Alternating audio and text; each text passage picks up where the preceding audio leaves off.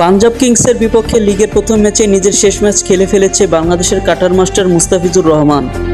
জিম্বাবুয়ের চলমান টি-20 সিরিজের জন্য তার এনওসি বাড়ায়নি বাংলাদেশ ক্রিকেট বোর্ড বিসিবি। জিম্বাবুয়ের বিপক্ষে প্রথম দুটি ম্যাচেই জয় পেয়েছে বাংলাদেশ। টাইগারদের কাছে পাত্তাই পায়নি জিম্বাবুয়ে। আর জিম্বাবুয়ের বিপক্ষে খেলার জন্য আইপিএল থেকে ডেকে আনা হয়েছে মুস্তাফিজকে। প্রথমে শোনা যাচ্ছিল মুস্তাফিজকে শেষ দুই ম্যাচে খেলাবে বাংলাদেশ, তবে গতকাল সাংবাদিকদের বিসিবি বস পাপন জানান এই সিরিজে মুস্তাফিজকে নাও খেলানো হতে পারে। এখন তাহলে ভক্ত সমর্থকদের প্রশ্ন, তাহলে মুস্তাফিজকে আইপিএল খেলতে দিলে কি হতো? মুস্তাফিজ তো সেখানেই ভালো ছিল। এই বিষয়টা নিয়ে চরম বিরক্ত চেন্নাইয়ের সফলতম কোচ ধোনিও। বাংলাদেশকে নিয়ে ঝাড়লেন নিজের ক্ষোভ। এবারের আইপিএলে দুর্দান্ত ছিলেন মুস্তাফিজ। পার্পল ক্যাপের দৌড়ে ভালোভাবেই ছিলেন তিনি।